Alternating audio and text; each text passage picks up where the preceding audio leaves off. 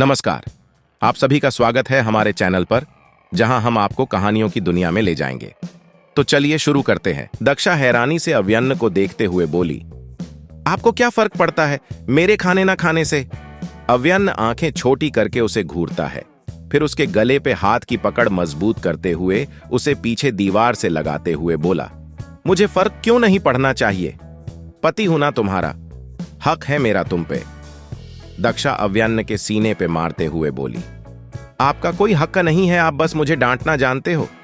अव्यन्न दक्षा को पकड़ लेता है और उसके एक पैर को पकड़ के अपने कमर पे लपेटते हुए उसके होठों के बिल्कुल पास आकर बोला, हाँ तो सिर्फ मुझे ही हक है तुम्हारे साथ, जो चाहे वो करने का। दक्षा अव्यन्न के इस रिएक्शन के लिए बिल्कुल तैयार नहीं थी। दक्षा अव्यन्न के सीने पे हाथ रखते हुए बोली, सर ये क्या है, ऐसे क्यों मुझे खींच रहे हो? दक्षा के बोलते ही अव्यन्न उसके चेहरे के बिल्कुल पास आते हुए उसके होठों पे किस कर लेता है। दक्षा हैरान रह जाती है। अव्यन्न उसके होठों को शक कर रहा था, दक्षा बस खुद को छुड़ाने की कोशिश कर रही थी। दक्षा को सांस तक नहीं आ रही थी। अव्यन्न जैसे उसके होठों को बाइट करता है, दक्षा अव्यन्न के चेहरे पे अपने नाखून दबा देती है। अव्यन्न फिर भी दक्षा को नहीं छोड़ रहा था। अब दक्षा ने जोर लगाना बंद कर दिया था। उसके हाथ अव्यन्न के कॉलर पे टाइट हो गई थी। दक्षा अब अव्यन्न को वो करने दे रहा था जो वो चाहता था। 15 मिनट के पैशनेट किस के बाद अव्यन्न दक्षा से दूर होता है। दक्षा अपने मुंह में अव्यन्न के शराब का टेस्ट महसूस कर सकती थी। दोनों के मुंह में एक दूसरे की लार लगी हुई थी। दक्षा जल्दी से अपना मुंह हाथ से साफ करते हुए बोली, छे कितनी गंदी है ये टेस्ट, इसकी स्मेल। अव्यन्न अब तक दक्षा को वैसे ही पकड़े खड़ा था। अव्यन्न जैसे दोबारा आगे आने को हुआ, दक्षा जल्दी से बोली, सर मेरे पीरियड चल रहे हैं, हम वो सब नहीं कर सकते। अव्यन्न अपनी जुबान से दक्षा के लीप को लिक करते हुए बोला, मुझे पता है बेवकूफ लड़की, मुझे बस तुम्हारा टेस्ट अच्छा लगा, मुझे फिर से तुम्हें टेस्ट करना है। दक्षा जल्दी से अपने मुंह पे हाथ रखते हुए बोली, छी, आपके मुंह का टेस्ट गंदा है सर, मुझे भूख लगी है, छोड़ो और जाओ खुद भी खाना खाओ। अव्यन्न को अब पूरी तरीके से नशा होने लगा था। उसकी आंखें नशीली हो चुकी थीं। अव्यन्न मुंह बनाते हुए बोला, मुझे तुम्हारे साथ खाना है बीवी। दक्षा आंखें मिट मिट करते करते हुए बोली, पर मुझे भूख नहीं है, आप खा लो। अव्यन्न दक्षा के गले में अपने दांत किसी वैम्पायर की तरह गड़ाते हुए बोला, लेकिन मुझे भूख है तुम्हारे स्वादिष्ट शरीर की। दक्षा चिल्लाते हुए अव्यन्न को खुद से दूर धक्का देते हुए बोली, सर पागल हो गए हैं क्या? क्या कर रहे हैं आप? मुझे आपसे बात नहीं करनी, दूर रहो, मुझसे परवर्ट जैसी हरकतें मत करो। दक्षा कमरे में आ जाती है। वो दरवाजे के पास आती ही है। अव्यन्न उसे पीछे से पकड़ खींच लेता है। दक्षा हैरान रह जाती है। अब उसे अव्यन्न ने पीछे से अपनी बाहों में जकड़ रखा था। दक्षा खुद से उसकी पकड़ से छुड़ाने की कोशिश करते हुए बोली, सर अगर आपने मुझे नहीं छोड़ा मैं चिल्लाऊंगी। अव्यन्न मुस्कुरा के बोला, साउंड प्रूफ रूम है, चिल्लाओ स्वीट हार्ट। अव्यन्न काउच पे बैठते हुए दक्षा को अपने लैप में बिठा लेता है, फिर उसे खाने की तरफ इशारा करते हुए बोला, मुझे खिलाओ स्वीट हार्ट। दक्षा उसे एक पल देखती है। उसे ये सब अजीब लग रहा था। फिर वो उसके पकड़ से खुद को छुड़ाते हुए उसी के पास में बैठते हुए बोली, क्यों आपके अपने हाथ नहीं है? खुद खा लो, मुझे अपने हाथ गंदे नहीं करने। अव्यन्न आंखें छोटी करके उसे घूरते हुए बोला, तुम खिला रही हो या मैं तुम्हें अपना डीननार बना लूं? दक्षा ने अव्यन्न को घुरा जिसका हाथ उसके गालों पे था। दक्षा मन में बोली, ये क्या कर रहे हैं सर? शराब पीकर इंसान ऐसी हरकतें करता है। मुझे पागल कुत्ते ने काटा था जो खुद खाना लेकर आ गई, मोही को ही भेज देती। दक्षा को खुद में खोया देख अव्यन्न उसके आगे चुटकी बजाते हुए बोला, मतलब तुम चाहती हो मैं तुम्हें खाऊं? ओके। कहते हुए अव्यन्न दक्षा के पैरों को पाकर कर अपने तरफ खींचता है। दक्षा बिल्कुल अव्यन्न के लैप पे थी। उसके दोनों पैर अव्यन्न के कमर में लपेटे हुए थे। दक्षा पीछे होने की कोशिश करते हुए बोली, नहीं नहीं सर, मैं खिला रही हूं, मुझे मत खाना। दक्षा जल्दी से एक बाइट लेकर अव्यन्न के मुंह में ठूंस देती है। अव्यन्न जल्दी से खाने लगता है। दक्षा दूसरा बाइट जैसे उसकी तरफ करता है। अव्यन्न उसकी कलाई को पकड़ते हुए बोला, तुम भी खाओ स्वीट हार्ट, मुझे पता है तुमने सुबह से कुछ नहीं खाया है और मैं इतना बुरा हस्बैंड हूं तुम्हारा, फिर भी तुम्हारे लिए खाना लेकर नहीं आया। तुम मुझे बिल्कुल पसंद नहीं करती ना दक्षा। मैं बेहद बुरा होना, इसीलिए सब मुझसे दूर चले जाते हैं। दक्षा हैरानी से अव्यन्न को देख रही थी। उसकी आंखों में दर्द था जिसे वो शायद नहीं कहना चाहता था। दक्षा नहीं में सर हिलाते हुए बोली, आप मुझे डांटते हो, खड़ूस हो, पर बुरे तो बिल्कुल नहीं हो सर। मेरा काफी ख्याल रखते हो, मुझे सबकी डांट से बचाते भी हो। अव्यन्न दक्षा के गाल पे हाथ रखते हुए बोला, मैं हमेशा तुम्हें प्रोटेक्ट करूंगा, तुम्हारा ख्याल रखूंगा, तुम्हें कोई तकलीफ होने नहीं दूंगा। तुम मेरी जिंदगी का हिस्सा नहीं, पूरी जिंदगी हो अब, जिसे मैं खुद से दूर जाने नहीं देना चाहता। दक्षा हैरानी से अव्यन्न को देख रही थी। उसकी सारी बातें उसके दिमाग के ऊपर से जा रही थीं। दक्षा होठों को फूलते हुए बोली, आप सिर्फ बातें करते हो, आज सुबह ही कितना सुनाया, अब ये सब बोल रहे हो।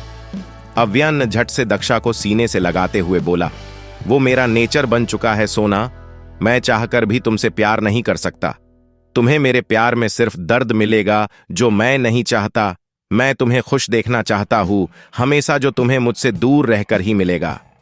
दक्षा अव्यन्न के सीने से लग उसकी बातें सुन रही थी। वो सर उठा के उसे देखते हुए बोली, तो तलाक क्यों नहीं देते मुझे? अव्यन्न की आंखें सख्त हो जाती हैं। वो गुर्रा के बोला, तलाक दे दूंगा तो मैं जीऊंगा कैसे? मेरी जिंदगी की एक नहीं किरण हो तुम, जिसे चाह नहीं सकता पर हर रोज महसूस करके जी सकता हूं। दक्षा मुंह बनाते हुए बोली, सर आपको नशा हो गया है, सो जाओ, मुझे भी सोने दो, वक्त देखो। दक्षा हैरानी से काउच को देखती है जिस पे एक आदमी आराम से लेट सकता था, पर दो लोग मुश्किल था। अव्यन्न ने दक्षा को बोलने का मौका दिए बिना पीछे धकेला और खुद उसके ऊपर लेट गया। दक्षा जिस तरह अव्यन्न के लैप पे बैठी थी, वैसे ही उसके पैर अब तक अव्यन्न के कमर पे लपेटे हुए थे और अव्यन्न उसके सीने पे सर रख लेट गया था। दक्षा को अव्यन्न का वेट ज्यादा लग रहा था। वो उसे कंधे से पकड़ धक्का देने की कोशिश करते हुए बोली, सर कितने भारी हो, आप उठो, मुझे बेड पे सोना है। अव्यन्न उसके सीने को अपने हाथों से मसलते हुए बोला, मुझे यहां ऐसे ही सोना है तुम्हारी बाहों में। दक्षा को अव्यन्न के ऐसा करते ही बेहद दर्द हुआ।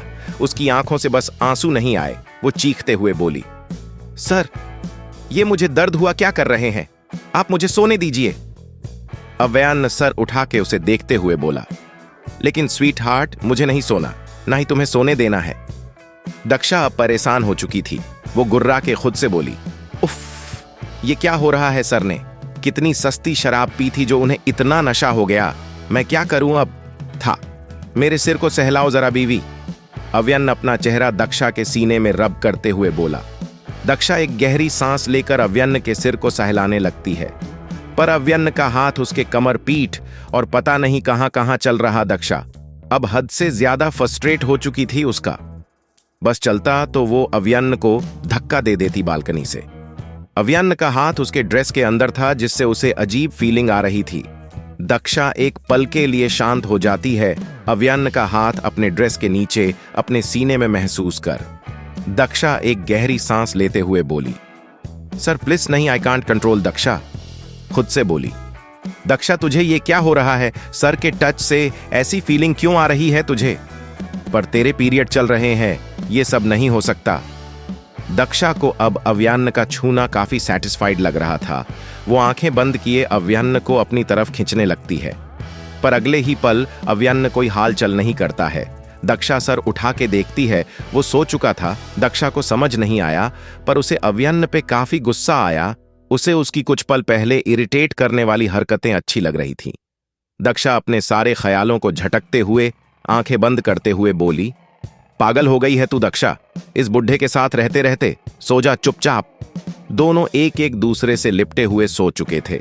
अव्यन्न दक्षा की तेज सांसें महसूस करते हुए सो चुका था और दक्षा उसे वैसे भी जकड़े सो चुकी थी। ग्लास वॉल से चांद की रोशनी दोनों को झांक रही थी, पर चांद की रोशनी के अलावा भी कोई था जिसकी नजरें चिल की तरह दोनों को छुपके देख रही थीं, जिससे दोनों बेखबर थे। लंदन में अभी सुबह का वक्त था। देव अपना बैग पैक करने में बिजी था। वो अपने फोन के वॉलपेपर में दक्षा की फोटो देखते हुए बोला, मैं आ रहा हूं मेरी सोना को मनाने। कब तक अपने देव बाबू से नाराज रहोगी, मैं भी देखता हूं। देव, तुम किससे बात कर रहे हो? कमरे में तो कोई नहीं है, दरवाजे पे खड़ी मीरा ने पूछा। देव मुड़ के उसे देखते हुए बोला, अरे मीरा किसी से नहीं, दक्षा की फोटो से बात कर रहा था। मीरा अंदर आकर बेड पे बैठते हुए बोली, लगता है दक्षा की आदत तुम्हें भी लग गई है खुद से बातें करना।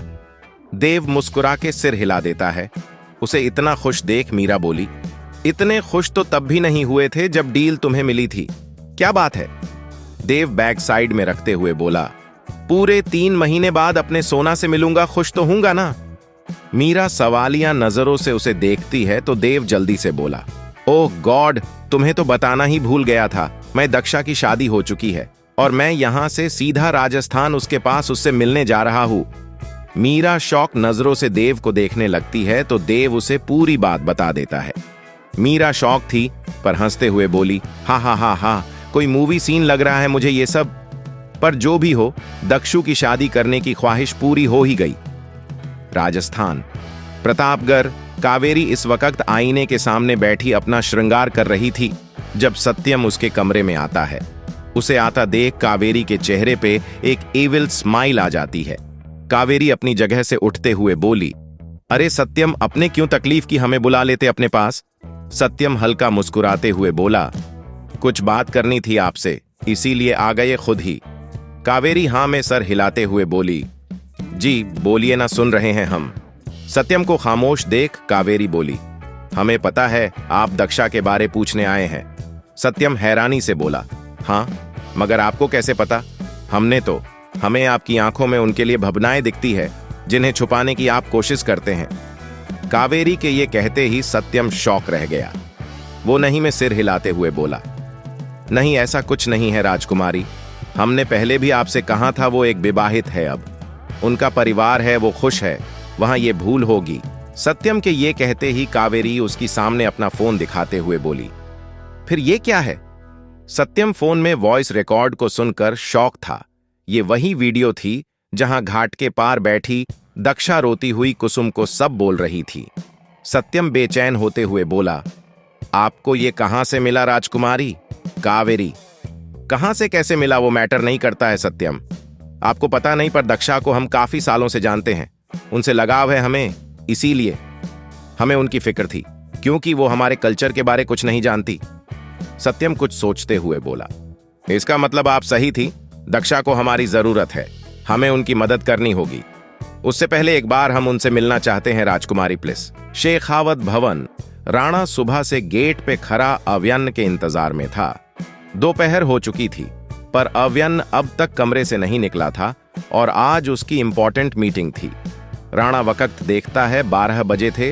राणा महल के अंदर आता है, तभी किसी से जोर से टकराता है। सामने से आ रही मोही जल्दी से राणा को गले से पकड़ लेती है। दोनों की नजरें मिलती हैं। राणा झट से मोही को छोड़ देता है।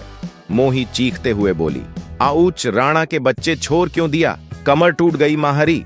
राणा उसे घूरते हुए बोला, देखकर नहीं चल सकती थी।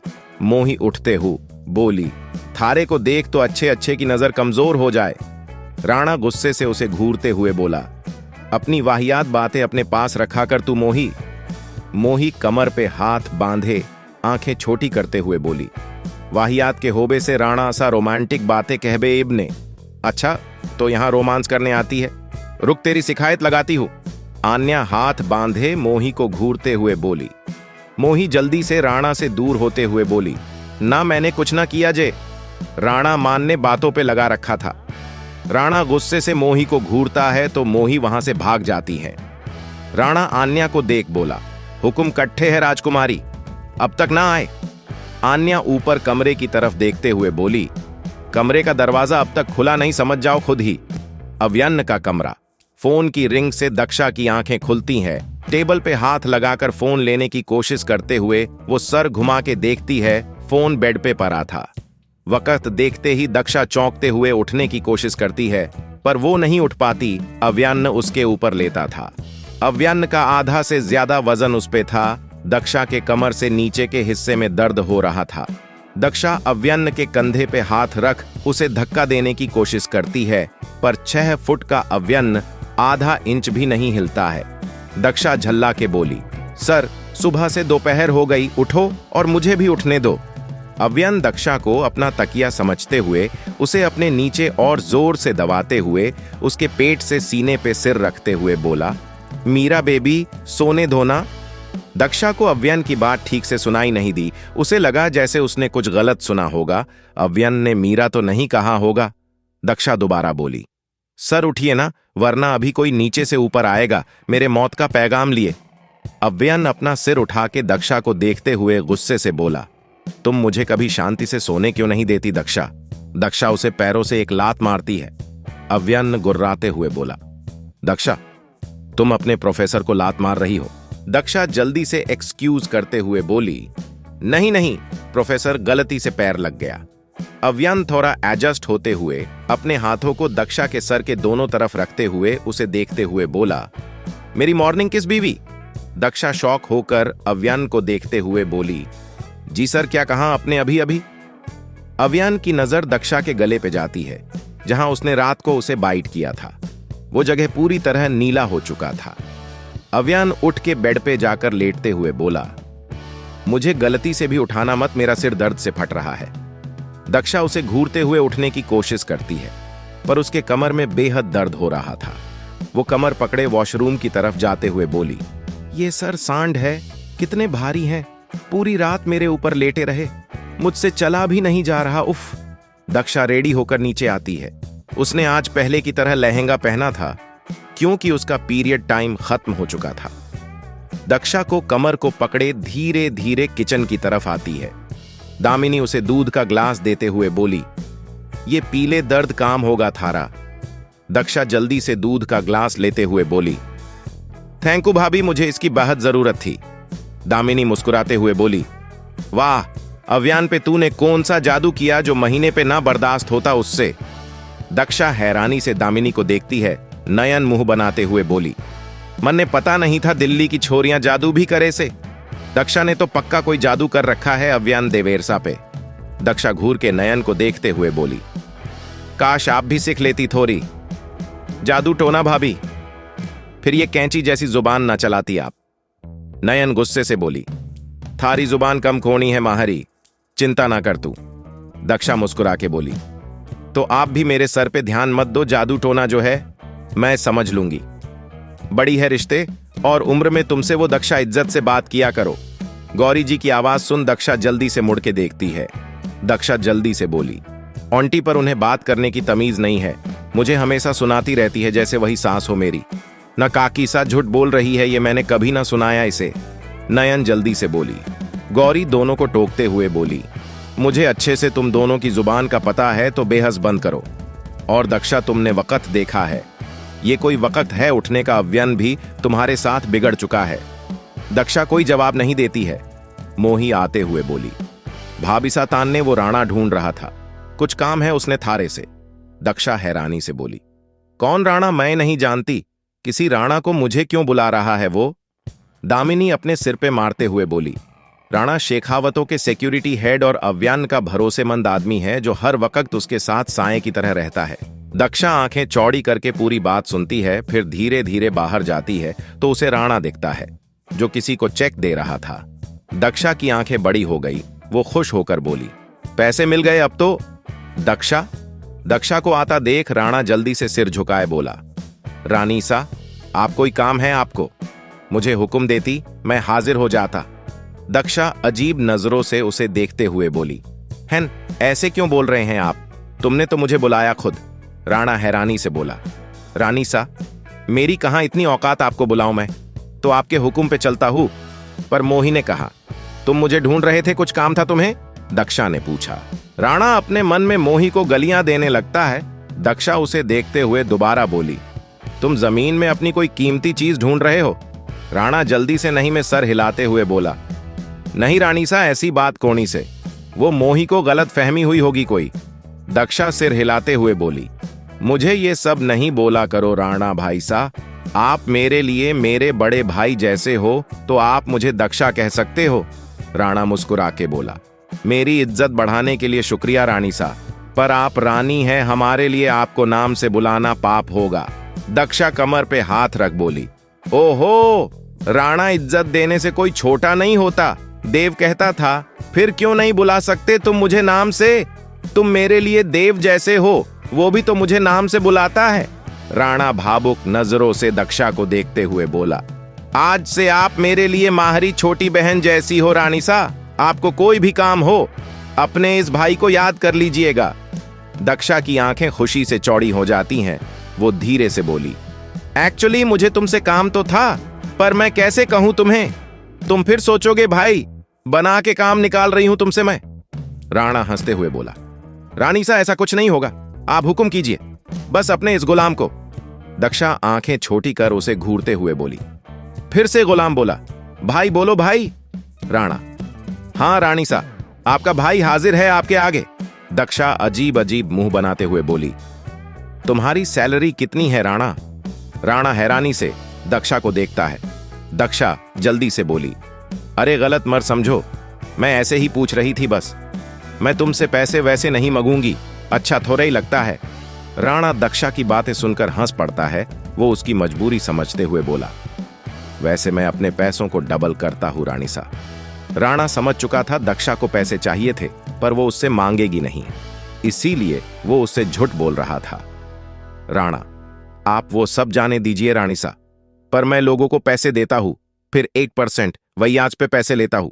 दक्षा खुश होते हुए बोली, ये तो अच्छी बात है राणा, फिर तुम मुझे भी ब्याज पे 1 लाख दे दो, तुम्हें कुछ दिनों में वापस कर दूंगी। 1 लाख सुनकर राणा दंग रह गया, पर वो उससे वजह नहीं पूछ सकता था। वो उसे चेक देता है तो दक्षा चेक लेने से मना कर देता है, क्योंकि उसके पास बैंक अकाउंट नहीं थे यहाँ। राणा उसे शाम को पैसे देने की बात करता है। पैसे के जुगाड़ होने की खुशी में दक्षा हॉल में डांस करने लगती है। इस बात से अनजान उसे सब देख रहे थे। गौरी जी आगे आकर उसे रोकते हुए बोली, पागल हो गई है तुम दक्षा? दक्षा गौरी जी को फिर आसपास सबको देखती है। नीलिमा, बेदंत, नील और घर के नौकर सब उसे शौक नजरों से देख रहे थे। दक्षा अपने दांत दिखाते हुए बोली, वो जब मैं बहुत ज्यादा खुश होती हूं ना आंटी, तब डांस करने लगती हूं। गौरी उसे घूरते हुए बोली। दक्षा, डांस करने का वक्त गया, अब अपने पति घर परिवार पे ध्यान दो अब। दक्षा हाँ में सिर हिला देती है। मोही जो हाथ में ग्लास लिए ऊपर जा रही थी, उसे रोकते हुए गौरी जी ग्लास दक्षा को देते हुए बोली, ये जाकर अपने पति को दो, उसका नशा उतरेगा तो सिर हल्का हो जाएगा। दक्षा शौक नजरों से गौरी को देखते हुए बोली, आपको कैसे पता सिर को हैंगओवर हुआ है? गौरी दक्षा के पल्लू को ठीक से उसके सिर पे रखते हुए बोली, क्योंकि हम मां हैं उसकी हर छोटी बड़ी तकलीफ का पता होता है हमें, जो अब तुम्हें होना चाहिए। पर तुम्हें तो खेल कूद और डांस से फुर्सत नहीं, अब मुंह मत देखो मेरा, जाओ उसे देकर आओ ये। दक्षा मुंह लटकाए कमरे की तरफ जाते हुए बोली, सिर के घर वाले भी उनकी तरह खड़ूस है, जिसे देखो डांट कर चले जाते हैं, कोई सीधे मुंह बात तक नहीं करता।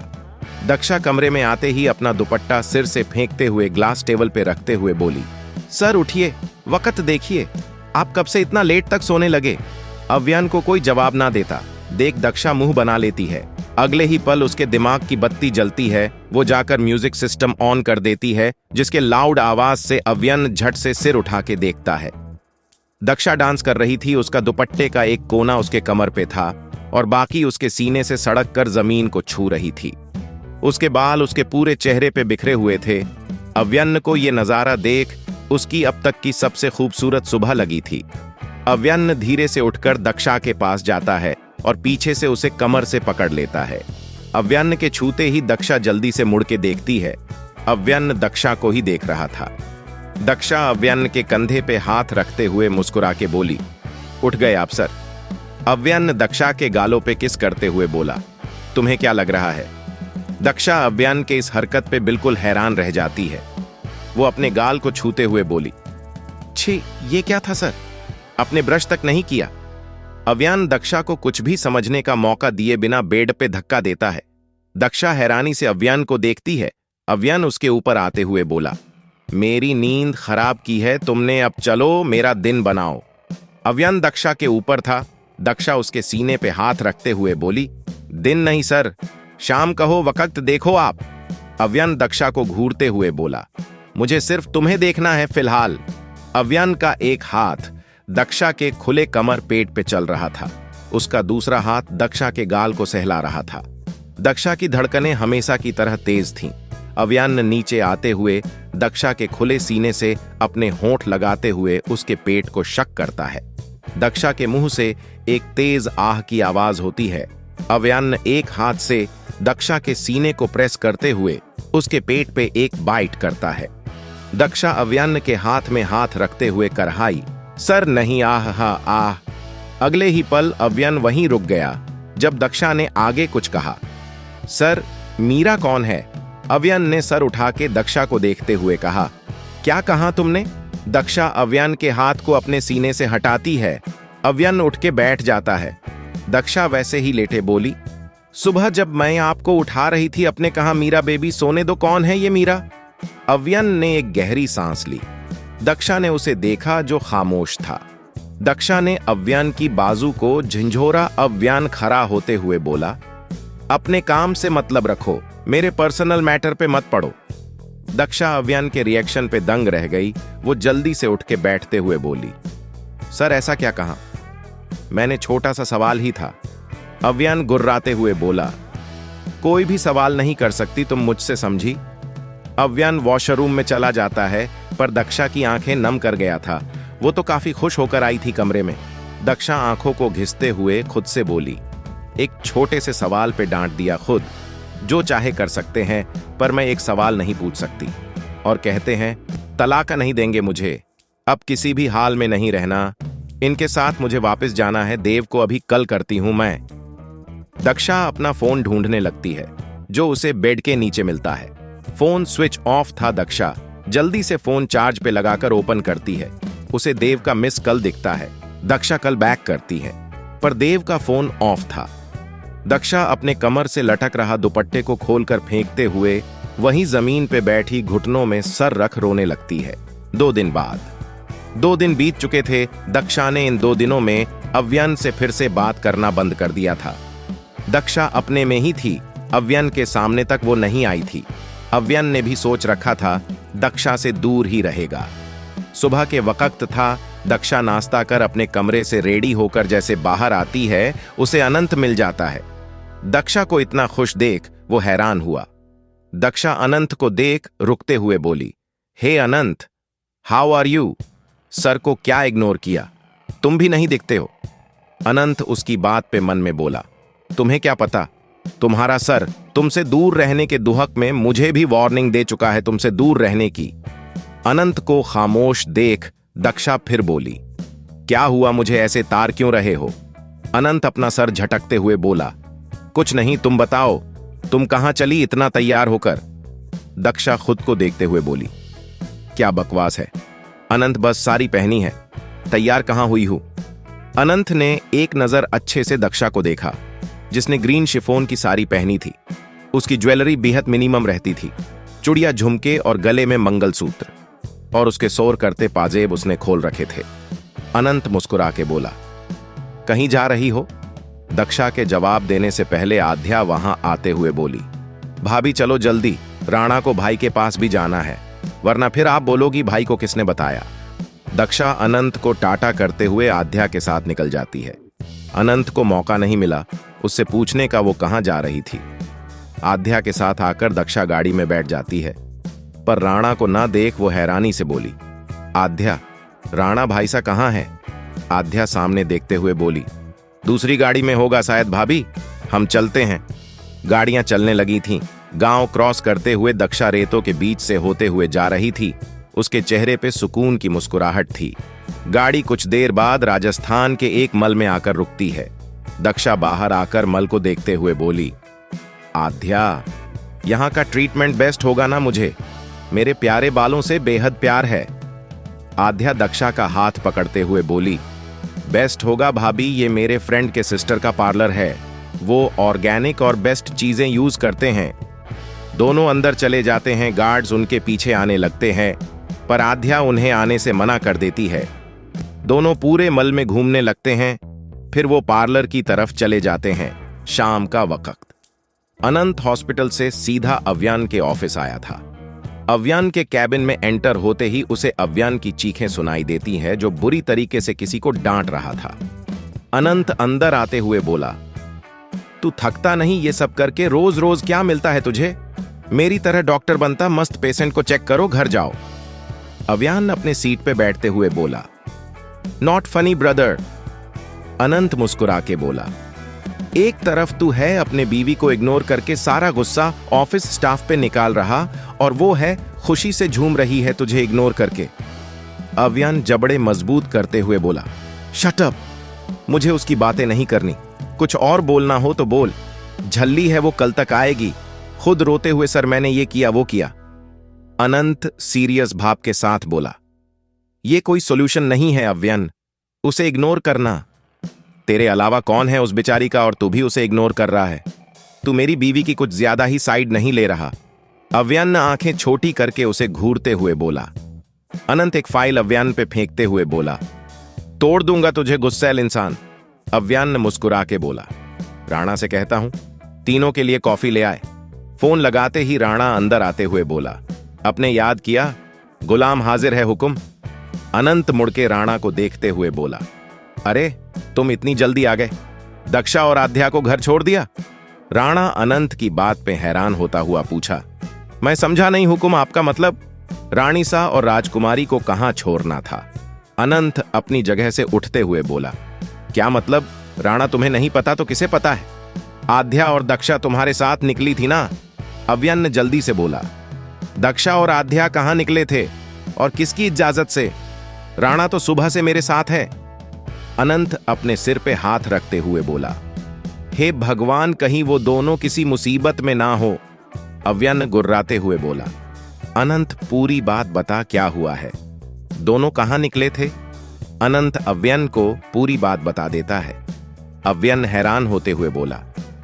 इस लड़की का मैं क्या करूं? हमेशा मुसीबत को खुद इनवाइट करती हैं ये बेवकूफ लड़की। राणा सिर झुकाए धीरे से बोला। हुकुम, रानीसा ने मुझसे 1 लाख रुपए उधार लिए थे। अव्यन को एक और शौक मिला।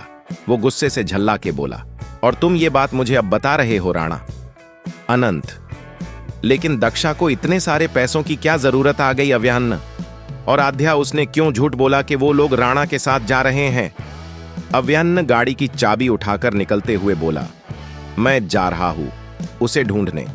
गार्ड्स अव्यन चिखा सीधा पार्किंग में जाकर अपनी गाड़ी में बैठ गया। उसके पीछे और 10 से 20 गाड़ियां थीं जो उन्हें ढूंढने निकली थी। अनंत भी अव्यन के पीछे उसके गाड़ी में बैठ जाता है। साथ ही राणा भी अलग गाड़ी में उन्हें ढूंढने निकल जाता है। राणा अपनी गाड़ी स्टार्ट करते हुए बोला। रानीसा, आपका ये भाई आपको कुछ होने नहीं देगा। दूसरी तरफ अव्यन अपने गाड़ी को 100 की स्पीड में चलाते हुए बोला। आज दक्षा को मेरे गुस्से से कोई नहीं बचा सकता है। अनंत उसे देखते हुए बोला। पता नहीं वो सेफ होंगे या नहीं, और तुझे उस पे गुस्सा आ रहा है। हद हो गई अव्यन। अव्यन सख्त नजरों से सामने देखते हुए बोला। मेरे होते हुए उसे कुछ नहीं हो सकता। उसे हाथ लगाने वालों के हाथों के 100 टुकड़े कर देगा ये ASSI। अनंत मुंह बनाते हुए बोला। पहले ढूंढ ले, फिर डायलॉग देते रहना। दूसरी तरफ दक्षा आईने के सामने खरी खुद को देख काफी खुश हो रही थी, क्योंकि उसने अपना हेयर कॉलर पूरा चेंज करवा लिया था और अपने नए पहले से भी ज्यादा खूबसूरत लग रही थी। दक्षा पीछे देखते हुए बोली। Miss Richa, thank you so much for this amazing look. Richa, ये तो हमारा काम है भाभी। आपको पसंद आया, मुझे खुशी हुई। दक्षा रिचा को देख बोली। आध्या नहीं दिख रही है, कहां है वो? लुक में वो रिचा इधर उधर देखने लगती है। तभी आध्या जल्दी से आकर आते हुए बोली। मैं यही हूं भाभी, पर मुझे जाना होगा। मेरी एक दोस्त का एक्सीडेंट हो गया है, आप घर चली जाना। दक्षा हैरानी से बोली। आध्या, पर ऐसे अचानक कैसे, और मैं अकेले कैसे जाऊंगी? मुझे रास्ता भी नहीं पता। आध्या अपना बैग उठाते हुए बोली। भाभी, गार्ड्स हैं, आप बिल्कुल सेफ हो, बस घर में किसी को बताना मत। हम राणा के बिना आए थे, वरना भाईजान से मार डालेंगे हमें। आध्या को जाता देख दक्षा का चेहरा उदास हो जाता है। वो वहां से निकलते हुए बोली। दक्षा, तू स्ट्रांग है, डर मत। वैसे भी इतने सारे गार्ड्स हैं साथ, तुझे कुछ नहीं हो सकता। दक्षा जाकर गाड़ी में बैठ जाती है। गाड़ी चलने लगती है। दक्षा थोड़ी डरी हुई थी, उसे डर लग रहा था अकेले। कुछ दूर चलने के बाद गाड़ी रुक जाती है। दक्षा चौंकते हुए बोली। भैया, क्या हुआ? गाड़ी क्यों रोक दी? ड्राइवर सामने खड़ी गाड़ी की तरफ इशारा करते हुए बोला। रानीसा, सामने एक गाड़ी खड़ी से पता नहीं कौन से। दक्षा सामने देखती है पर उसे ये गाड़ी जानी पहचानी लगती है। तभी दक्षा के गाड़ी के विंडो में कुसुम नॉक करती है। दक्षा जल्दी से विंडो हटाते हुए बोली, तुम यहां कैसे? तुम कब आई? हमारे साथ तो नहीं थी। कुसुम ड्राइवर को एक नजर देख धीरे से दक्षा के कान में बोली, वो देखिए वहां माता की मंदिर है। रानीसा, यहां तक आ गए हैं तो दर्शन भी कर लेते। दक्षा मंदिर को देखती है। ये वही मंदिर थी जहां वो पहली बार अपने शादी के दिन आई थी, जहां वो आन्या से मिली थी। दक्षा हाँ में सिर हिलाते हुए ड्राइवर से बोली, आप यही रुकिएगा, मैं मंदिर से दर्शन करके आती हूं। ड्राइवर जल्दी से बोला, नहीं रानीसा, ये जगह आपके लिए सेफ नहीं है, हमें सीधा घर चलना चाहिए। दक्षा ड्राइवर की बात इग्नोर करते हुए कुसुम के साथ मंदिर की तरफ चली जाती है। ड्राइवर जल्दी से फोन निकाल किसी को फोन लगा देता है। इधर आध्या जब हॉस्पिटल पहुंचती है, उसे उसकी दोस्त कहीं नहीं मिलती है। वो पूरा हॉस्पिटल देख चुकी थी। आध्या हॉस्पिटल के बाहर खड़ी दोबारा उसी नंबर पे फोन लगाती है पर कोई फोन नहीं उठाता है। को गलतफहमी हुई होगी, मुझे घर जाना चाहिए अब। आध्या कुछ सोचते हुए बोली। लगता है किसी आध्या गाड़ी में बैठ घर के लिए निकल जाती है। कुछ ही देर में आध्या घर आ जाती है। अंदर आते ही घर का शांत माहौल देख आध्या थोड़ी हैरान होती है। आध्या को देख गौरी जी जल्दी से उसके पास आकर बोली, माँ हैरी, लाडो तू ठीक है? कुछ हुआ तो नहीं तुझे? आध्या अपनी माँ को इतनी परेशान देख बोली, माँ मुझे क्या होगा, ठीक हूं मैं।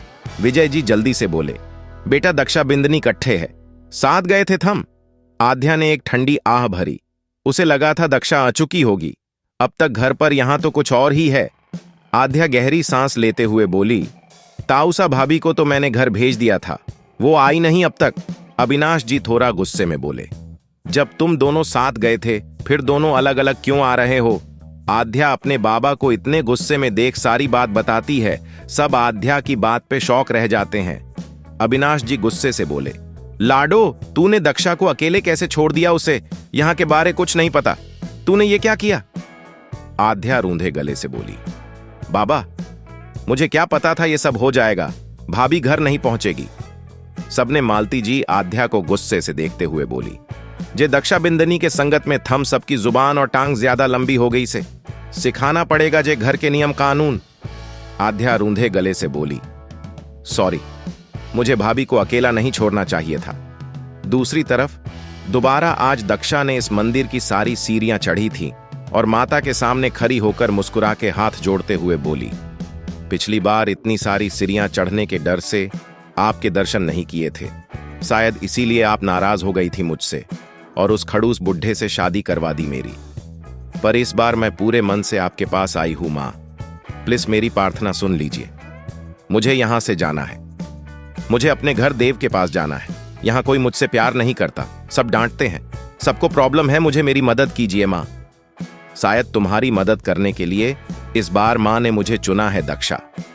पीछे से आई आवाज को सुन दक्षा जैसे पीछे मुड़ती है तो अपने सामने खड़े सत्यम को देख शौक रह जाती है। दक्षा हैरानी से बोली, तुम यहां? लेकिन कैसे?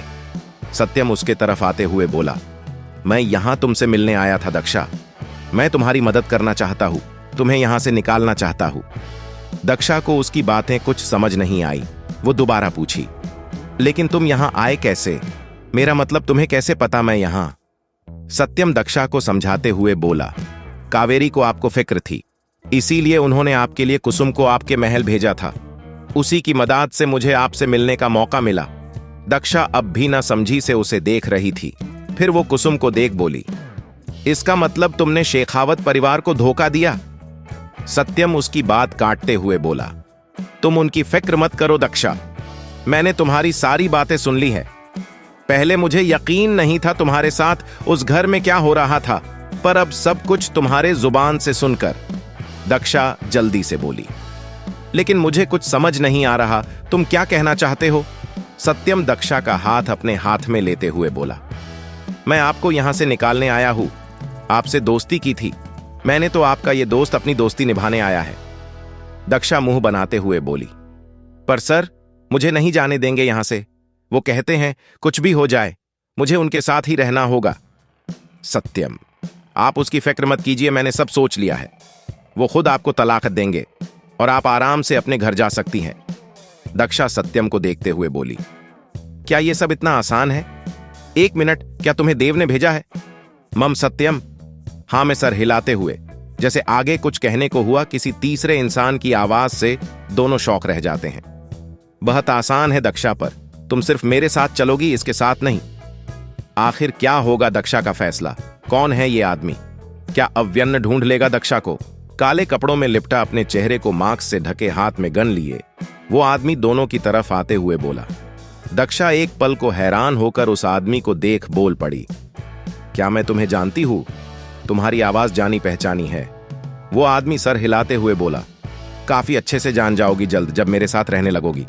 उसकी बात पे दक्षा भोए सिकुड़ते हुए बोली, हैं तुम्हारे साथ? मेरा दिमाग खराब है, उस खड़ूस बुढ़े से तलाक लेकर तुम्हारे साथ रहूं? मैं तो दिल्ली चली जाऊंगी अपने देव के पास।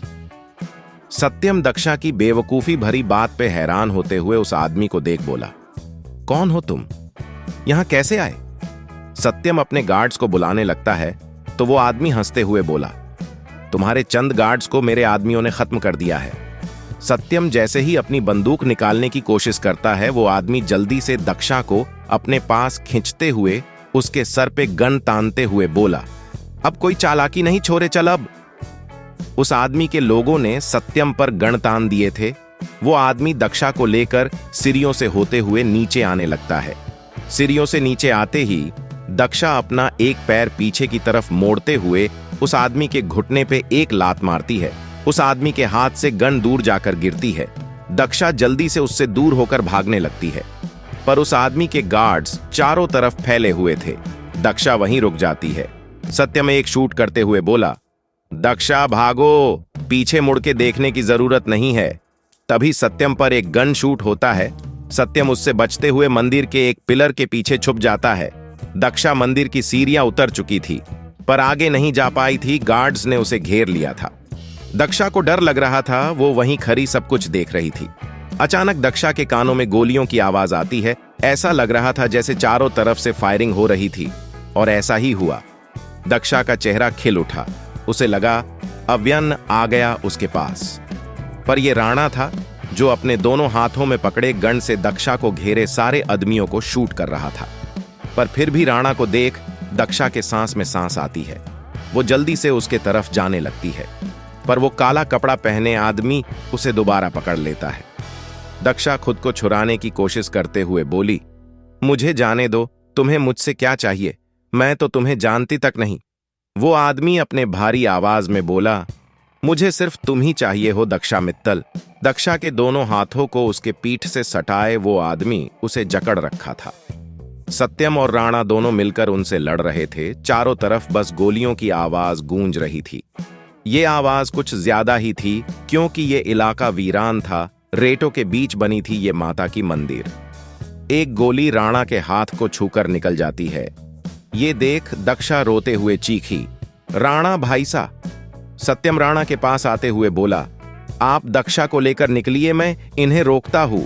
पर राणा कहां मानने वाला था। वो जख्मी हाथों के हाथ शूट करते हुए बोला, मैं राणीसा के दुश्मन को छोड़ कैसे जा सकता हूं राजकुमार? आप चाहे तो जा सकते हैं अट्ठे से। दक्षा को उस आदमी की पकड़ जानी पहचानी लग रही थी, पर वो कौन था उसे बिल्कुल समझ नहीं आ रही थी। गन शूट के आवाजें के बीच एक ब्लास्ट होता है। उस आदमी की सारी गाड़ियां एक एक करके ब्लास्ट होने लगती हैं। डरी हुई दक्षा जैसे मुड़ के देखती है, उसके चेहरे पे सामने खड़ी गाड़ियों से अव्यन्न को निकलता देख स्माइल आ जाती है। दक्षा रूंधे गले से चिल्लाई, सर। और अव्यन्न ने अपने हाथ में पकड़े गन को दक्षा की तरफ पॉइंट करते हुए शूट करता है। दक्षा को पकड़े उस आदमी के बाजू को छूते हुए गोली निकल जाती है। उस आदमी की पकड़ ढीली होते ही दक्षा उससे अपना हाथ छुरा अव्यन्न की तरफ भागती है। उसे अपनी तरफ आता देख अव्यन्न चिखा, नो दक्ष क्षा, लेफ्ट में जाओ। पर दक्षा को इस वक्त कुछ नहीं सुनाई दे रहा था। उसे बस अव्यन्न के पास जाना था और उसने वही किया। दक्षा जाकर अव्यन्न के गले लग जाती है। दक्षा को अपने बाहों में जकड़े अव्यन्न शूट कर रहा था। दक्षा उसे जोर से हक किए बोली, मुझे डर लग रहा है सर, मुझे यहां से ले चलो। राणा, सत्यम, अनंत और अव्यन्न चारों के हाथों में गन थे, पर उसके बाद भी उस आदमी के लोग खत्म नहीं हो रहे थे। वो इतने सारे थे। अव्यन के गार्ड्स भी उनका साथ दे रहे थे। जख्मी हाथ को पकड़े वो काले कपड़ों वाला आदमी गन अव्यन की तरफ करते हुए बोला, मुझे तुमसे कुछ नहीं चाहिए, बस इस लड़की को मुझे दे दो। अव्यन शूट करते हुए ही बोला, हिम्मत है तो हाथ लगा के दिखा इसे। ये सिर्फ मेरी है मुझसे, इसे कोई जुदा नहीं कर सकता, इस जन्म में तो बिल्कुल नहीं। और तू अब बस अपने मौत की दुआ कर। अव्यन सिंह शेखावत के जान से प्यारी चीज को हाथ लगाने सज्जा, तुझे मौत से बदतर मिलेगी। दक्षा हैरानी से अव्यन को देख रही थी। उसे अव्यन के आंखों में ये तेज, ये फीलिंग पहले कभी नहीं देखी थी। अव्यन उसे अपने पीछे करते हुए राणा से बोला, राणा दक्षा को लेकर निकलो यहां से, मैं इन्हें इनकी सही जगह पर भेज कर आता हूं। राणा अव्यन की तरफ आ रहा एक आदमी को शूट करते हुए बोला, कभी नहीं हुकुम, आपकी जान की रक्षा करना मेरा फर्ज है। अनंत परेशान होते हुए बोला, हमें फिलहाल दक्षा को निकालना होगा, यहां से बेहस करना बंद करो राणा। सत्यम उन्हें देख बोला, इन्हें दक्षा चाहिए, इन्हें किसी की फिक्र नहीं है, दक्षा को ले जाइए यहां से। अव्यन दांत पिसते हुए बोला, अव्यन के होते हुए कोई दक्षा को हाथ लगाकर देख ले, उसे ले जाना तो दूर की बात है। राणा अनंत को देख बोला, छोटे हुकुम, आप रानीसा को लेकर जाइए यहां से, हम इन्हें देख लेंगे। दक्षा नहीं में सिर हिलाते हुए बोली, नहीं, मैं सर को छोड़कर कहीं नहीं जाऊंगी, ये लोग काफी सारे हैं। अव्यन दक्षा के चेहरे को हाथ में लिए बोला, सोना, हमें कुछ नहीं होगा, ये हमारा रोज का काम है, तुम जाओ यहां से। अनंत दक्षा को कलाई से पकड़कर खींचते हुए अपने साथ गाड़ी की तरफ ले जाने लगता है। दक्षा उसके साथ जाने को बिल्कुल तैयार नहीं थी। रात का वक्त, प्रतापगढ़। सत्यम अपने महल आ चुका था। उसे ज्यादा चोट नहीं आई थी, बस उसके सिर पे हल्की चोट लगी थी जिस पे पट्टी करवा रहा था। कावेरी हैरानी गंभीर दोनों भाभा के साथ उसे घूरे जा रही थी। मालिनी जी उसे गुस्से से देखते हुए बोली, आखिर तुम्हें ये चोट लगी कैसे सत्यम? तुम तो अपने बाबा के ऑफिस के लिए निकले थे। कावेरी मुंह बनाते हुए अपने मां से बोली, मां रुक जाइए, कुछ पल उसकी पट्टी होने वाली है, फिर कर लीजिएगा सवाल जवाब।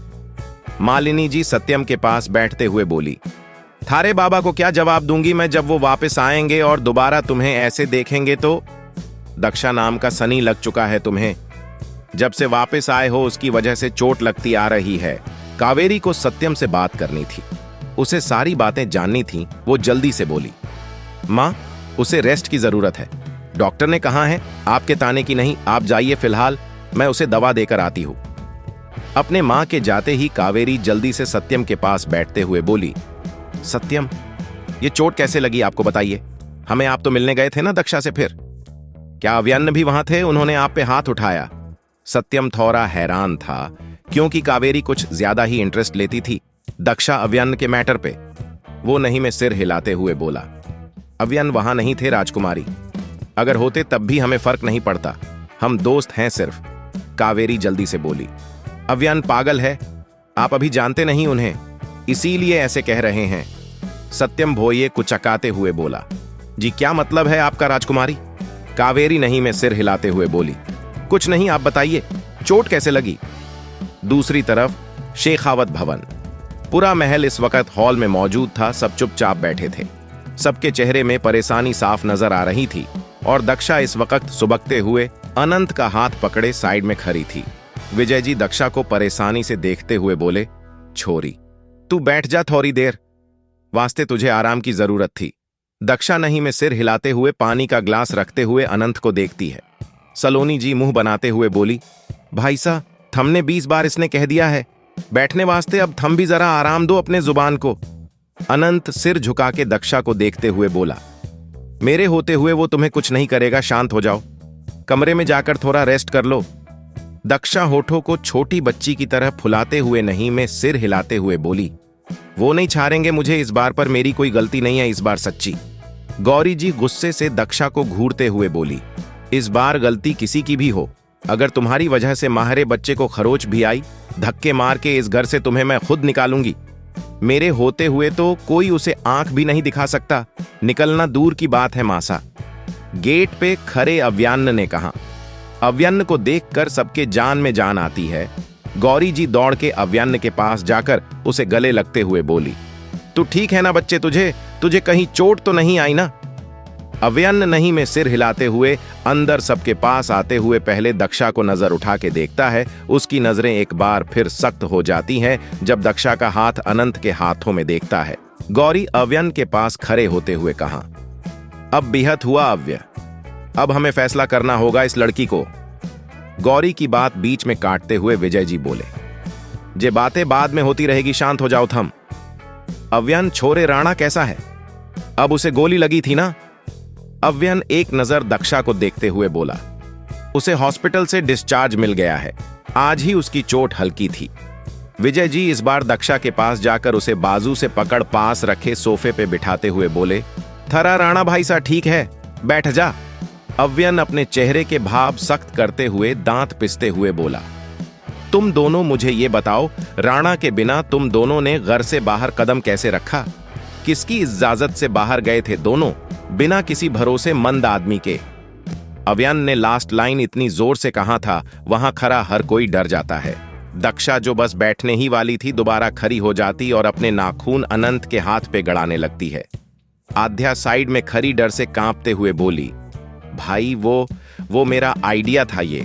विजय जी धीरे से बोले, इजाजत तो मैंने दिया था दोनों ने, पर मैंने दोनों को कहा था अपने भाई सा साथ या फिर राणा को जरूर साथ ले जाए। माहरी लाडो तुझे कहा था ना, मैंने क्यों नहीं लगाई उसे? आध्या रुंधे गले से बोली, ताऊसा राणा ने कहा वो आज बिजी है, कल ले जाएगा, पर हम आज ही जाना चाहते थे इसीलिए। लेकिन भाभी को नहीं पता था राणा नहीं आ रहा हमारे साथ। एक जोरदार थप्पड़ की आवाज पूरे महल में गूंज उठती है। अविनाश जी ने आध्या को थप्पड़ मारा था। सब शौक रह जाते हैं क्योंकि आध्या घर की लाडली थी, कोई उससे से रुडली बात तक नहीं करता था। मालती जी गुस्से से बोली, अविनाश बावला हो गया से के, जे माहरी लाडली से उस पे तूने जे छोरी के लिए हाथ उठाया। अविनाश जी गुस्से से बोले, भाभी सा माफ कीजिए, मुझ पर इसकी एक गलती की वजह से बात दक्षा के जान तक आ गई थी। अगर उसे कुछ हो जाता तो हम उसके भाई को क्या जवाब देते, जिससे हमने वादा किया है इसके सेफ्टी की। अव्यन्न गुर्राया, मेरे होते हुए इसे हवा तक नहीं छू सकती पापा, मैंने उसकी जिम्मेदारी ली है, हर बार मुझसे होकर गुजरेगी, पर दक्षा को छू भी नहीं पाएगी। दक्षा हैरानी से अव्यन्न को देख रही थी। उसे वो इस वक्त गुस्से में नहीं लग रहा था, उल्टा फिक्र दिख रही थी उसके लहजे में। आध्या रोते हुए बोली, मुझे पता है मेरी गलती है, आई एम सॉरी भाभी भाई। आध्या अपने कमरे की तरफ भागती है। दक्षा धीरे से बोली, पापा उसकी कोई गलती नहीं है, वो लोग अचानक वहां कैसे आए किसी को नहीं पता, आपको ये नहीं करना चाहिए था। अव्यन्न उसके पास आता है तो दक्षा जल्दी से अनंत के पीछे छुप जाती है। अविनाश जी गुर्राते हुए बोले, मेरी बेटी को कुछ नहीं बोलेगा तू अव्यन्न, गलती तेरी लाडली बहन की है। अव्यन्न दक्षा को घूरते हुए बोला, गलती होगी आध्या की, पर इस लड़की की आदत है मुसीबत को इनवाइट करना खुद। फिर वो जाते हुए बोला, तुमसे तो मैं कमरे में बात करूंगा, वहां इसे मत लाना साथ। अव्यन्न अनंत की तरफ इशारा करते हुए बोला, अव्यन्न का कमरा। अव्यन्न काफी गुस्से में था, वो काफी चीजें तोड़ चुका था गुस्से में, जिसकी आवाज नीचे सबको आ रही थी। आवाज जितनी तेज हो रही थी दक्षा का डर उतना बढ़ रहा था। कमरे का दरवाजा खुलता है, दक्षा अंदर आती है, पर उसके पीछे अनंत भी था जो अंदर आते हुए उसे शांत रहने का इशारा करता है। अव्यन्न बेडशीट को जमीन में फेंकते हुए बोला, अब मुझे लग रहा है अनंत को यहां बुला के मैंने कोई गलती कर दी है। ये तुम्हारी रखवाली कम मुझसे बचाने वाला मसीहा ज्यादा लगता है। दक्षा जल्दी से बोली, तो आप इतना गुस्सा करते क्यों हो मुझ पे? अव्यन्न घूर के उसे देखते हुए उसके तरफ कदम बढ़ाता है। दक्षा डर से अपनी आंखें बंद कर लेती है, पर अव्यन्न उसके पास से होते हुए अनंत को कमरे से बाहर धकेलते हुए दरवाजा बंद कर देता है। दक्षा झट से मुड़ के देखती है। अव्यन्न को अपनी तरफ आता वो जल्दी से कदम आगे बढ़ाती है। अव्यन्न दक्षा के सामने काउच में पैरों पे पैर रखे किसी राजा की तरह बैठते हुए बोला, चलो शुरू हो जाओ, जो तुमने कहानी लिखी है अब तक अपना सच झूठ जो भी था। दक्षा हैरानी से अव्यन्न को देखती है।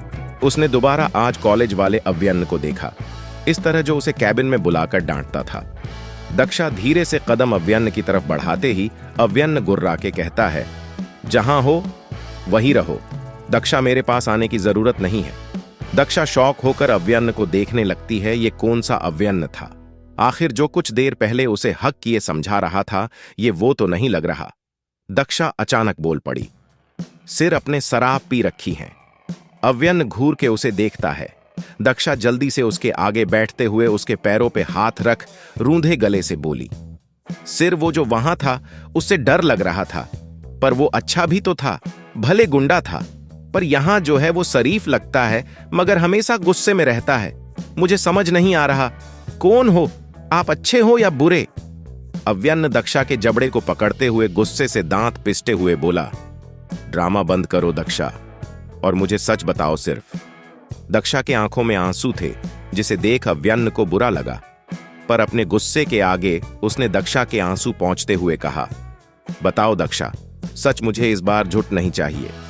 दक्षा सुबकते हुए बोली, मुझे नहीं पता वो गुंडे कौन थे, कैसे आए, मैं तो कुसुम के साथ मंदिर गई थी, वहां सत्यम भी था, पर मुझे यह भी नहीं पता सत्यम कैसे आया।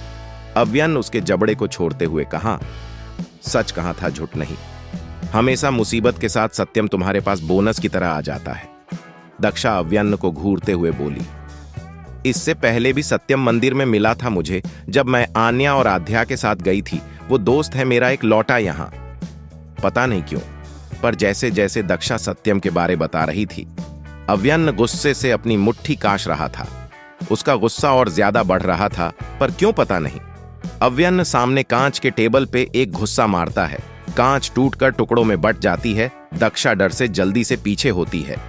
दक्षा जल्दी से बोली, सिर आपके हाथ में खून, आपको चोट लग गई। अव्यन अपना हाथ झाड़ते हुए बोला, खून तो तुम भी चूसती हो मेरा रोज कोई ना कोई मुसीबत खड़ी करके। दक्षा मुंह बना के उसे घूरने लगती है। अव्यन गुर्राए, मुझे ऐसे घूरना बंद करो तुम। दक्षा जल्दी से अपनी नजरें झुकते हुए सुबकने लगती है। कुछ पल के खामोशी के बाद अव्यन फिर पूछा, अगर आज हम नहीं आते वहां क्या होता? तुम्हें एहसास भी है? तुम्हारी लाश वापस आती घर में, देव को क्या जवाब देते हम? क्यों गई थी तुम अकेले बाहर दक्षा, क्यों? दक्षा अव्यन को देखती है। वो धीरे से बोली, मुझे पता था आप जरूर आएंगे, हमेशा की तरह। अव्यन का गुस्सा मानो एक पल के लिए गायब हो गया, पर दक्षा को यह बात वो नहीं समझने दे सकता था। वो अपना सिर हाथों से पकड़ते हुए बोला, तुम मुझसे दूर जाने के लिए इतना बेचैन हो दक्षा? तुम मुझसे इतना नफरत करती हो? दक्षा जल्दी से नहीं में सिर हिलाते हुए बोली, नहीं नहीं सर, ऐसा नहीं है, आपको गलत, मुझे गलत लगता है। मुझे और कितना झूठ बोलोगी तुम? मुझे नफरत है झूठ से, झूठे लोगों से। सत्यम ने खुद कहा, तुमने उसे वो सब कहां है? अव्यन गुस्से से फटते हुए चिल्ला के बोला। दक्षा अब अव्यन से जरूर डर रही थी। वो कदम पीछे लेते हुए दीवार से सटी डरी हुई नजरों से अव्यन को देख रही थी। दक्षा अटकते हुए बोलने की कोशिश करती है, ट्रस्ट मी सर, मैंने कुछ नहीं किया इस बार। सत्यम कैसे आया मुझे नहीं पता। राणा हमारे साथ नहीं था, मुझे यह भी नहीं पता। एक और बार तुमने उस सत्यम का नाम लिया तो पहले उसे खत्म करूंगा, फिर तुम्हारी जुबान बंद करूंगा मैं। अव्यन झल्ला के बोला। दक्षा जल्दी से अपने मुंह पे हाथ रखते हुए कुछ न बोलने की कोशिश करती है। अव्यन को दक्षा के मुंह से सत्यम का नाम सुनकर जहर जैसा लग रहा था। उसका बस चलता तो सत्यम का कत्ल कर देता वो। अव्यन को एहसास भी नहीं था। सत्यम का नाम सुनकर जैसा वो रिएक्ट कर रहा था, वो दक्षा के लिए समझना कितना मुश्किल था। अव्यन इनसेन की तरह बिहेव कर रहा था दक्षा को लेकर। अपनी छुपी हुई फीलिंग नहीं दिखाना चाहता था वो। अव्यन उसके पास आकर उसके बाजू को कस के पकड़ते हुए जबड़े भींचते हुए बोला, तुम्हें अब तुम्हारी आखिरी सांस तक मेरे साथ रहना है। मेरे अलावा किसी का नाम तुम्हारे जुबान पे नहीं आना चाहिए, समझी? दक्षा हां में सिर हिलाती है। अव्यन आगे बोला, और तुम्हें नहीं पसंद ना मैं, मुझसे दूर रहना है ना, तो अब ऐसा ही होगा। तुम अलग, मैं अलग, पर मेरे नाम के साथ ही रहना होगा तुम्हें।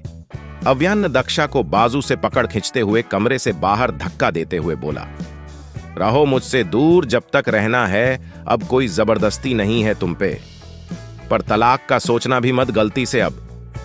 अव्यन दरवाजा उसके मुंह पे लगा देता है। दक्षा वहीं खड़ी रोते हुए दरवाजे को देखती रहती है। दक्षा गुस्से से झल्लाई, नहीं आऊंगी अब, मैं भी देख लेना। आप इस बार मेरी कोई गलती नहीं थी, हमेशा मुझे ब्लेम करते रहते हैं, डांटते हैं, बेहद बुरे हो आप। दक्षा रोती हुई अपनी आंखें पोंछते आध्या के कमरे की तरफ चली आती है। आध्या बेड के कोने में बैठी बस रोए जा रही थी और पूरा परिवार उसके पास खड़ा उसे मनाने की कोशिश कर रहा था। ये नजारा देख दक्षा दरवाजे पे ही रुकते हुए देखने लगती है। आध्या के आंसू को साफ करते हुए गौरी जी बोली, मेरा बच्चा रोना बंद कर दे, मेरी जान बात मान ले। विजय जी आध्या के सिर पे हाथ रखते हुए बोले, माहरी लाडो, मैं थारे बापू को 1 नहीं 100 थप्पड़ लगाऊंगी, तू बस चुप हो जा। आध्या और ज्यादा रोने लगती है। मालती जी उसे समझाते हुए बोली, ना मेरी बच्ची ऐसे रोते नहीं, चुप हो जा, तू जो बोलेगी वही करेंगे हम। गौरी जी थोड़ा गुस्से से बोली, ये सब उस मनहूस दक्षा की वजह से हुआ है, जिस बच्ची को कभी हमने आंख उठा के नहीं देखा। आज उसकी वजह से अविनाश जी ने हाथ उठाया मेरी बच्ची पे। आन्या दक्षा के खिलाफ सुनते ही बोली, मासा भाभी सा की क्या गलती है, इसमें उन्हें खुद कितना कुछ सहना पड़ा, जान तो उनकी खतरे में थी। सलोनी जी आन्या को घूरते हुए बोली, थारी जुबान ज्यादा चल रही से, चुप कर, अपने खून की फिक्र कोनी है जे सहरी छोरी के पक्ष में बोलेगी। आध्या जल्दी से सुबकते हुए बोली, मां प्लीज, भाभी को कोई कुछ नहीं बोलेगा, गलती तो मेरी थी ना, फिर उन्हें क्यों सुना रहे हैं आप सब। मालती जी जल्दी से खाने की प्लेट उसके आगे रखते हुए बोली, अच्छा कोई कुछ नहीं बोलेगा उसने, पर तान ने खाना पड़ेगा, ले खा ले मेरा बच्चा। ये नजारा देखते हुए दक्षा के आंखों से खुद आंसू बह रहे थे। वो वहीं से मुड़ जाती है। दक्षा को जाता हुआ दूर खड़ा अनंत देखता है। वो कमरे की तरफ एक नजर देख दक्षा को देखने लगता है। अगली सुबह सूरज की रोशनी से दक्षा की आंख खुलती है। अपने चेहरे पे हाथ रखते हुए दक्षा वक़्त देखती है। जमीन में बैठी दक्षा पीछे काउच से सिर टिकाए बोली, मेरी कब आंख लग गई पता ही नहीं चला। दक्षा अव्यान्न के रूम के तरफ देखती है जिसका दरवाजा लॉक था। वो अव्यान्न के ही स्टडी में 2nd फ्लोर के हॉल से होते हुए अंदर गई थी। क्यों वो किसी को नहीं पता चलने देना चाहती थी, अव्यान्न ने उसे कमरे से निकाल दिया है। दक्षा अपना सिर पकड़ते हुए बोली, आह देव, मेरे सिर को क्या हुआ, इतना भारी क्यों लग रहा है, क्योंकि तुम ठीक से सोई नहीं पूरी रात। उसके सिर पे हाथ रखते हुए अनंत उसके पास बैठते हुए बोला। दक्षा जल्दी से उसे देखकर बोली, तुम यहां कैसे आए, मेरा मतलब तुम्हें कैसे पता मैं यहां हूं। अनंत उसके सिर पे हल्के हाथों से प्रेस करते हुए बोला, क्योंकि मैं अव्यन्न के गुस्से से वाकिफ हूं, मैंने तुम्हें देखा था इधर आते हुए। दक्षा अपने घुटने में सिर रखते हुए बोली, मेरी क्या गलती थी जो सिर ने मुझे सजा दी कमरे से निकालकर। कहते हुए दक्षा के आंखों से एक बूंद आंसू जमीन में गिरती है। अनंत जल्दी से उसके आंसू साफ करते हुए बोला, तुम इतनी स्ट्रांग हो, दक्षा रो क्यों रही हो झल्ली। दक्षा एक झटके से अनंत को हक करते हुए बोली, मैं नहीं हूं स्ट्रांग, मेरा कोई नहीं है यहां, मुझसे सब नफरत करते हैं, यहां तक सिर भी। देव होता तो मुझे हिम्मत मिलती थोड़ी, पर मैं अब बिल्कुल अकेली हो गई हुई। दक्षा हिचकियों के साथ रो रही थी। अनंत उसके पीठ को सहलाते हुए कहा, तुम स्ट्रांग हो, बहुत स्ट्रांग हो बच्चे, तुम्हारी हिम्मत, तुम्हारा कॉन्फिडेंस है, इसे गिरने मत दो इन आंसुओं के सहारे। दक्षा उससे दूर होकर उसे देखते हुए बोली, ये आंसू खुद गिर रहे हैं, मैं नहीं रो रही हूं। अनंत किसी छोटे बच्चे की तरह दक्षा के गालों को पकड़ते हुए बोला, अव्यन्न तुमसे प्यार करता है, बेहद प्यार, इसीलिए तुम्हें खोने से, तुम्हारे ऊपर आए मुसीबत से तुम्हें सेफ रखने के लिए तुम पे गुस्सा करता है। पर मैंने तो कुछ नहीं किया ना इस बार, और सत्यम तो मेरी मदद करता है, उसके नाम से ज्यादा गुस्सा करते हैं, पता नहीं क्यों। दक्षा किसी बच्चे की तरह शिकायत करते हुए बोली। अनंत ठीक से बैठते हुए बोला, क्योंकि तुम उसकी बीवी हो, तुम्हारे मुंह से किसी और का नाम सुनकर उसे गुस्सा तो आएगा ना। He is just possessive for you and can't you see. Daksha आंखें मिट-मिट करते हुए उसे देखते हुए बोली, कमरे से निकाल देना कौन सा पसेसिवनेस होता है।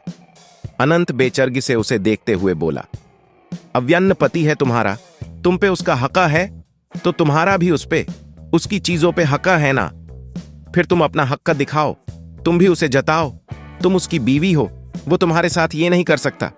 दक्षा कुछ सोचते हुए मुस्कुरा के बोली, मैं समझ गई तुम क्या कहना चाहते हो, और ये भी समझ आ गया मुझे अब क्या करना होगा। अनंत मुस्कुरा के उसे देखते हुए बोला, जाओ अब फ्रेश हो जाओ, मैं तुम्हारे लिए नाश्ता लेकर आता हूं। दक्षा धीरे से बोली, मुझे भूख नहीं है फिलहाल। अनंत खड़ा होते हुए बोला, कल सुबह नाश्ता किया था तुमने और कह रही हो भूख नहीं है? दक्षा हैरानी से बोली। तुम्हें कैसे पता? अनंत थोड़ा इमोशनल होते हुए बोला। मैं भी बिन माँ बाप के बेटा हूं, मुझे पता है। गुस्से में भूखा 100 तो कोई नहीं आता मनाने माँ बाप के अलावा। दक्षा मुंह बनाते हुए बोली। पर मुझे मनाने वाला था कोई जो अब नहीं है। खैर छोड़ो, ये बताओ कैसे फ्रेश होंगी? सिर ने निकाल दिया। कपड़े तो वहीं। अनंत उसके आगे एक की देते हुए बोला। ऐसे? दक्षा झट से चाबी लेते हुए उसे थैंक्स कहती है। अनंत को जाता देख दक्षा बोली। कितने अच्छे हो तुम। अनंत, तुम्हारी होने वाली बीवी बेहद लकी होगी। सर जैसे गुस्सा बिल्कुल नहीं करते तुम। केयर करते हो जो सर नहीं करते। इधर कमरे के बाहर खड़ा अनंत सामने खड़े उन्हें देख रहे अव्यान को देखता देख खुद से बोला।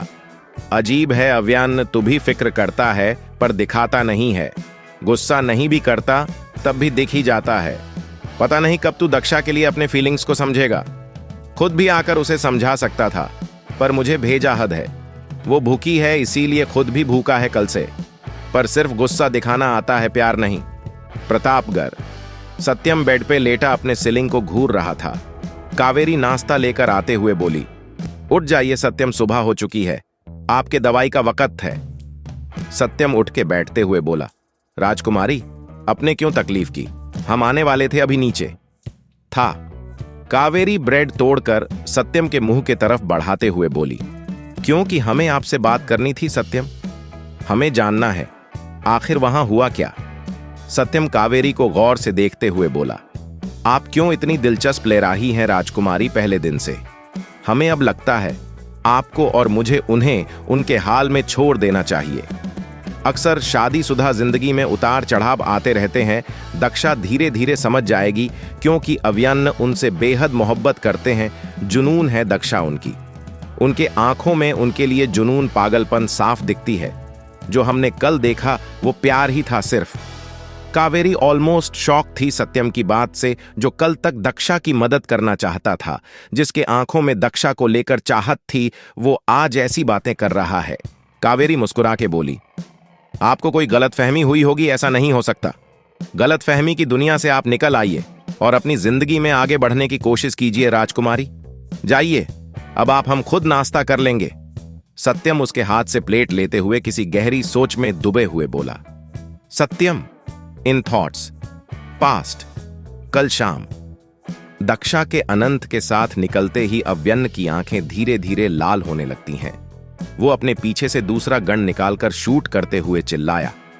कौन है जो मुझसे दक्षा को छीनने की कोशिश करेगा? सामने आओ, हिम्मत है तो लड़ो मुझसे अव्यान सिंह शेखावत से। वो काला कपड़ा पहने आदमी थोड़ी दूर से उसे घूरते हुए बोला। तुम्हारी तो मीरा भी थी, क्या हुआ? मिली नहीं ना? इस बार भी यही होगा अव्यान सिंह शेखावत। काउंट डाउन करो तुम। बस अब दक्षा मेरी है, उसे मैं जरूर हासिल करूंगा। धीरे धीरे उस आदमी के सारे लोग मर रहे थे। ये देखकर वो आदमी जल्दी से अपनी आती हुई दूसरी गाड़ी में बैठने के लिए दौड़ता है। अव्यन्न उसके पीछे शूट करते हुए दौड़ते हुए बोला। मीरा मेरा अतीत थी और दक्षा मेरा आज है और कल भी वही होगी। जिंदगी है मेरी कहानी नहीं जिसमें जो जैसे चाहे आए और चला जाए। था। दक्षा सिर्फ मेरी है। उसके बारे में सोचने से पहले अपनी बदतार मौत को याद कर लेना। वो आदमी गाड़ी में बैठते हुए अव्यन्न की तरफ शूट करता है, जो अपनी शेर जैसी नजरों से उसे घूर रहा था, जिसे किसी बात का कोई खौफ नहीं। अव्यन्न इस वक्त अपने सेंस में नहीं था। सत्यम जल्दी से अव्यन्न को धक्का देता है। गोली उसके कंधे को छूकर निकल जाती है, पर उसकी नजर उस आदमी के जाती हुई गाड़ी पे ही थी। सत्यम अव्यन्न को झांझोड़ते हुए बोला। आप पागल हो गए हैं अव्यन्न, गोली लगी है आपको, चलिए हमारे साथ। अव्यन्न गुस्से से सत्यम को धक्का देते हुए बोला। आप दूर रहिए सत्यम मेरी दक्षा से। उसे पाने का ख्वाब में भी मत सोचिएगा। वो मेरे नाम लिख दी गई है, इस जन्म के लिए नहीं, अगले 7 जन्मों के लिए। हम ऐसे ही आपको या किसी को भी उसकी तरफ आंख उठा के देखने का भी मौका नहीं देंगे। जान से मार देंगे अगर अगली बार आप उनके आसपास भी दिखे हमें तो। सत्यम शौक होकर बस अव्यन्न को घूरे जा रहा था। उसने जो कावेरी और दक्षा के मुंह से सुना, यहां उसके बिल्कुल उल्टा दिख रहा था उसे। राणा अव्यन्न को अपने साथ ले जाते हुए बोला।